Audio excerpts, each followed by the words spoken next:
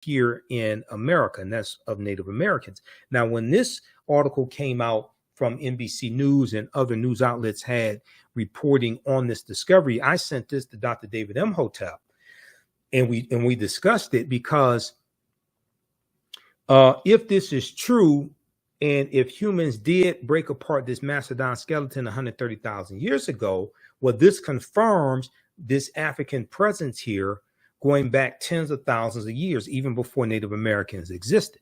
All right.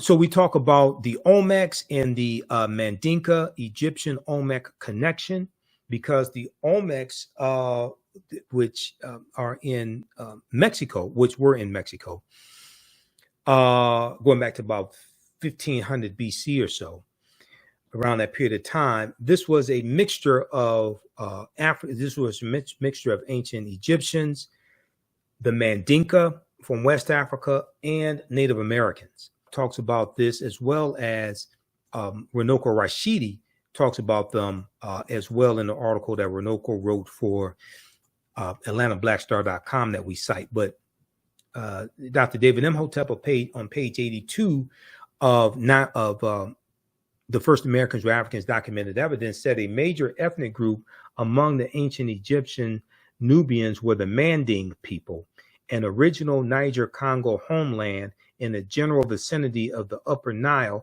is probably as good a hypothesis as any for the origin of the Manding. The Proto-Manding migration had to have taken place during the African Aqualithic period.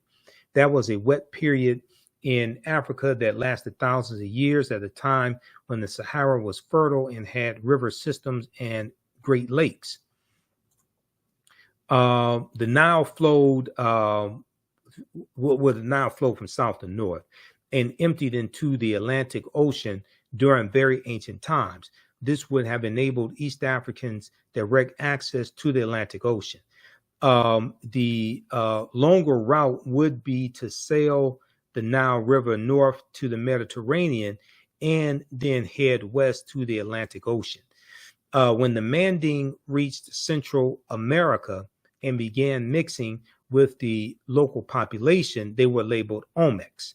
The Olmecs were supposedly a mixture of the Manding or Mandinka, the Amerindians or American Indians. Do not forget that the Manding made up the base of the Olmecs, so the Egyptians, the Manding, and the base of the Olmecs are related to each other. That's from page 82 of the first Americans or Africans documented evidence.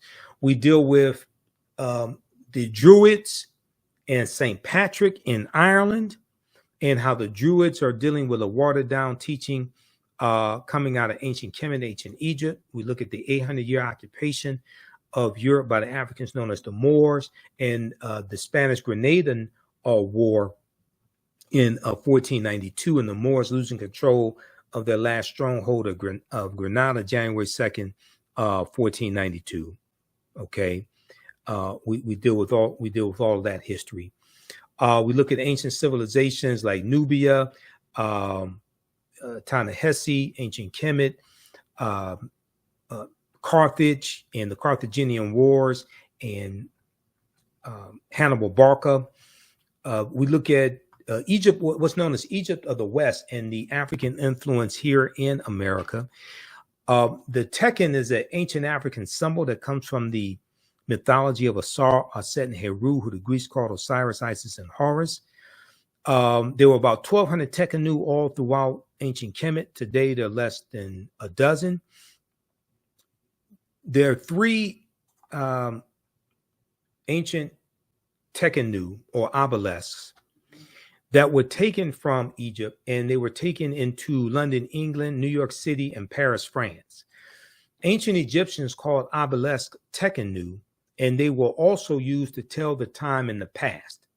Their pinnacles were basically covered in gold to reflect the sunlight. Historians say the obelisks represented immortality and eternity, and their long structure helped connect the heavens and the earth. Currently, Cleopatra's Needle is the name given to the three ancient Egyptian obelisks, one in New York City, one in London, England, one in Paris, France. Okay, there's an article called Cleopatra's Needle, how 3 ancient Egyptian obelisks ended up in New York City, London, and Paris, France, from face-to-faceafrica.com. Check that out. So we talk about the first holy trinity of Asar, Auset, and Heru. Some of this information may go outside the circumference of your own awareness. Just because you never heard it before, disagree with it, does not mean it's not true. It just means you have to do some research to understand what I'm talking about. The Greeks called them Osiris, Isis, and Horus.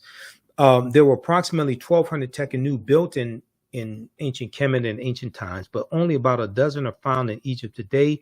Many of the Tekhenu removed from Egypt are now in Istanbul, Turkey, London, England, Paris, France, Berlin, Germany, New York, Rome, Italy, and Vatican City, and elsewhere throughout the world.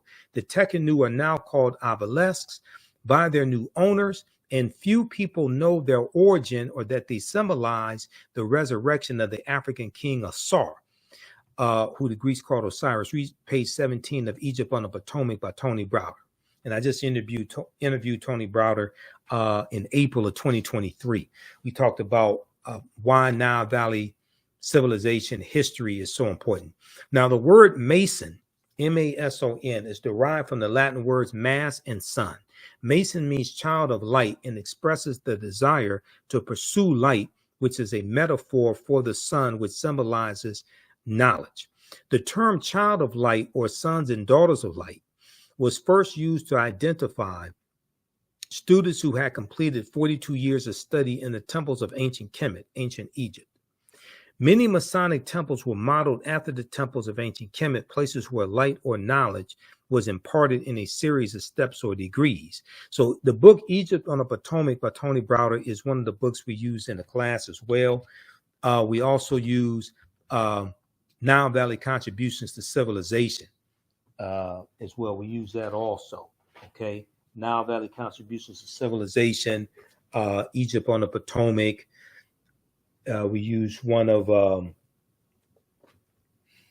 Rashidi's books, Black Star, The African Presence in Early Europe. So you don't have to buy any of these books. We show you the text right on the screen, okay, for most of these books. You can get them for your own personal library if you want to, but you don't have to feel the need to purchase the books just to follow along in class. All right, now let's continue here. Masonic temples are, so the concept of going to an institution of higher learning and getting your credentials in a series of steps or degrees, that comes out of the Nile Valley region of Africa. That comes out of ancient Kemet in the Nile Valley region of Africa. That comes from us. All right, so oftentimes when I hear people say, well, college is not for me and things like this, I mean, we created the first institutions of higher learning that modern colleges are patterned after and influenced by. And then when we look at the universities that existed in Europe, University of Toledo, University of Barcelona, University of Salamanca in Spain, they're going to be either built by African Moors or heavily influenced by the teachings of the Moors. And a lot of their first professors are going to be African Moors also. Now, Masonic temples are considered houses of light or temples of learning. The term Mason or Child of Light is a direct reference to the highest degree of the Kemetic education system. The 33 degrees of instruction within Freemasonry represent a fraction of the 360 degrees of instruction that comprised the Kemetic system of education. Yet with less than 10% of the wisdom of ancient Kemet, Freemasons have held positions of influence and power throughout the world for over 200 years. Read page 33 of Egypt on the Potomac by Tony Browder. So we deal with going from the virgin Auset, who gives birth to the baby Heru on December 25th, to the worship of the Black Madonna and Child, which was worshipped all throughout Europe. The Black Madonna and Child was worshipped all throughout Europe. And Probably the European country that has the greatest representation of the Black Madonna Child would be France, with about 300 representations, statues, and paintings of the Black Madonna Child. We look at some of the deities, some of the Neteru coming out of ancient Kemet, Ma'at as well. We look at things like the judgment scene that includes Anpu and Dahuti, also Asar, who sits on the throne of judgment. So we go through and look at history. We look at things like historical figures like Bishop Nicholas, who becomes a saint. And Bishop Nicholas was of African descent. And Bishop Nicholas was the real life inspiration for the secular character of Santa Claus, which comes from the mythological character also of Sinterklaas. Sinterklaas means Saint Nicholas in Dutch, and Sinterklaas we see is worshipped, is revered amongst the Dutch. We see this in Holland and the Netherlands, and there's a celebration of Sinterklaas in the beginning of November, okay, and it goes through December, and they commemorate Sinterklaas along with Zwarte Piet, who was a Moor. Zwarte Piet means Black Pete in Dutch. It commemorates Sinterklaas coming in from Spain on a steamship, a steamboat, with Zwarte Piet, Black Pete. Okay. So this once again also deals with the history of the Moors throughout Europe. We look at why Christmas is celebrated on December 25th, because nowhere in the biblical text does it state that Yeshua, Jesus the Christ, was born on December 25th. We look at the film Black Panther. The film Black Panther deals with African culture, African history, African language, African spiritual systems. And the Panther Deity Bast, who watches over the people of Wakanda, and we know in ancient Kemet, cats were looked at as a protector. Well, the Panther Deity Bast comes from the Neter, or the goddess Bastet, that was worshipped in ancient Egypt, especially during the Second Dynasty around 2890 BCE, before the Common Era. And she was worshipped in the form of a lioness at first, and then later as a cat. She was the goddess of warfare in Lower Kemet, Lower Egypt. And the film Black Panther incorporates 11 different African cultures. We see different African deities represented in the Black Panther comic book and in the nation of Wakanda, the fictitious nation of Wakanda. Now, when we look at Wakandan religion and its tribes, the religion of the Wakandan people first developed during the pilgrimage to the land. In their conflict, the originators, who were the gods of Wakanda, formed from the heroes of humans within the tribe. Ascending to the status of a god, these heroes became the Orisha. Now, the Orisha are the names of the deities in the spiritual system practiced by the Yoruba in present-day Nigeria, and that's the spiritual system of Ifa, okay? So the Orisha, these are emissaries, these are deities, and they're helpers of the supreme being in Ifa, known as Olodumare. But these heroes in Wakanda became known as the Orisha, or Orisha, taking the names of Koku, Thoth, which Thoth was the Greek name for Dahuti, Bast or Bastet, Mojaji, Ptah. Ptah is the creator in ancient Kemet, the Neter that's looked at as the creator, Ptah, and Niami. The Orishas or Orishas origins date back to the ancient Egyptian beings known as the Ennead. Well, Ennead in Greek means 9, and Ennead refers to the original 9 Orisha. Okay, the original 9 Neteru in ancient Kemet. Now, in addition to the development of these gods, the people of Wakanda became segmented into various cults that worshipped various animal deities of the area. The most famous coats included the Black Panther coat and the white gorilla coat. So Umbaku is from, in the movie, Umbaku is from the white gorilla coat.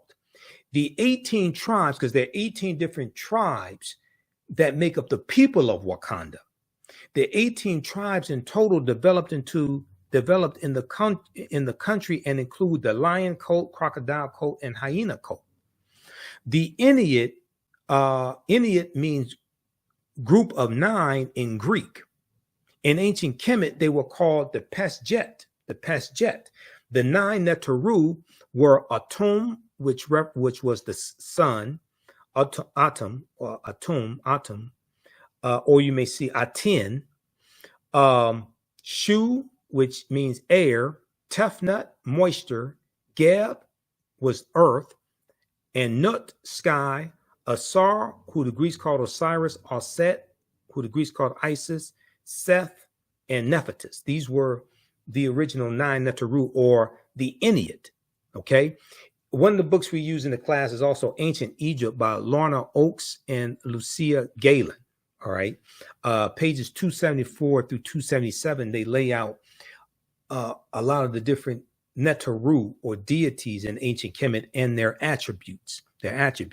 So we deal with Hannibal Barca, the Battle of Cannae, 216 BC, the Punic Wars, all different types of history like that. Carthage, which existed from 813 BCE to 146, because Carthage is destroyed, 146 BC, because Carthage is destroyed by Rome. We deal with ancient Nubia as well, which is about 4500 BC to 500 AD, ancient Nubia. And we go through and look at this history chronologically. There's a timeline of history that we look at, and we look at what leads up to the transatlantic slave trade taking place. You have to study the 800-year occupation of Europe by the Africans known as the Moors, which begins in 711 AD, when the African Moors go in from Morocco into the Iberian Peninsula, today known as Spain and Portugal, led by General Tariq ibn Ziyad.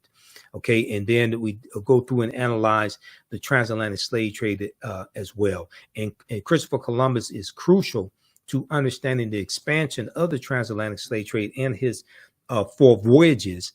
And he set sail August 3rd, 1492 on the Nina, the Pinta, and the Santa Maria. And this is the same year, some months after the African Moors are expelled. Okay, they lose control of their last stronghold, which was Grenada, January 2nd, 1492. African slaves were first brought to the New World shortly after its discovery or uncovery and colonization by Christopher Columbus. And they could be found, Africans could be found on the island of Hispaniola, a site of present-day Haiti, as early as 1501. Upon his arrival in the Bahamas, he lands in the Bahamas October 12, 1492. Columbus himself captured 7 of the natives for, quote unquote, their education on his return to Spain. However, the slave trade proper, according to a lot of sources, they look at the slave trade, what they call the slave trade proper, beginning in 1518, when the first direct black cargo from Africa landed in the West Indies. Now, that's referring to the Asiento de Negros, signed by King Charles V of Spain, August of 1518, which gave a license to slave trading nations and slave trading countries to provide Spanish colonies and Spain with enslaved Africans.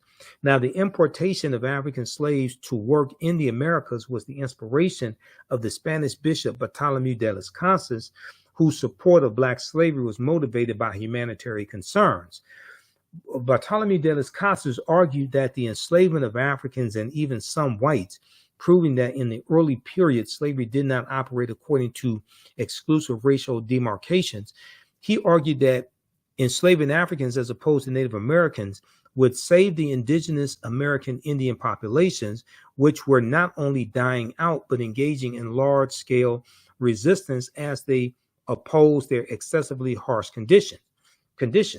As a result, King Charles V, who was then King of Spain, agreed to the Asiento de Negros, or slave trading license, He signed this in August of 1518, which later represented the most coveted prize in European wars, as it gave to those who possessed it a monopoly in slave trafficking. Now, the widespread expansion of the oceanic slave trade can be attributed to the enormous labor demanded by sugarcane, one of the first and most successful agricultural crops to be cultivated by African slaves. The earliest lucrative Spanish sugar plantations were in the Caribbean and West Indies on the islands of Haiti, Cuba, and Jamaica, while Portugal controlled large areas of Brazil. However, Spanish and Portuguese domination of the slave trade was soon challenged by other Europeans, including the British. One of the earliest adventurers, Sir John Hawkins, undertook his first voyage between 1562 and 1563 as a direct consequence of his gains, and was knighted by Queen Elizabeth I. Okay, so this is just a sample of the type of information we get deep into in this 12-week online course that I teach, called Ancient Kemet, the Moors, and the Ma'afa, Understanding the Transatlantic Slave Trade, what they didn't teach you in school. Okay, so I do a PowerPoint presentation. We have book references, articles, video clips, all of this. I share excerpts of interviews I've done with the historians, with the scholars as well. You can, if you learned anything from this broadcast, from this brief preview, register for the 12-week online course at our website, theafricanhistorynetwork.com, theafricanhistorynetwork.com. As soon as you register, you can start watching content. Our next class is Saturday, July 15th, 2023, 2 p.m. to 4 p.m. Eastern Standard Time. You do not have to be in class live. You don't have to be in class when we're live. We do the sessions live, then all the sessions are archived. So, because we record all the sessions. About 10 minutes after we finish the class, it's available to watch on replay. All right. So as soon as you register, you can watch the class we did July 8th and the class we did July 1st. All right. And then Sundays, I teach Black resistance movements from the Haitian Revolution, U.S. Civil War, Civil Rights Movement, and Black Power Movement. Okay. 1800 to 1968. If you want to register for, if you want to pay for the classes through Cash App, you can do that. Just email me to let me know what the money's for. Okay. It's because I need to know what it's for. I need to know, because if you want me to register you in the class, I need your email address also. All right. So you can email us at ahnshow@theafricanhistorynetwork.com, or just click right here on the website, contact the African History Network. We have our PayPal, Cash App information here. Click on it. This helps us keep doing the research as well.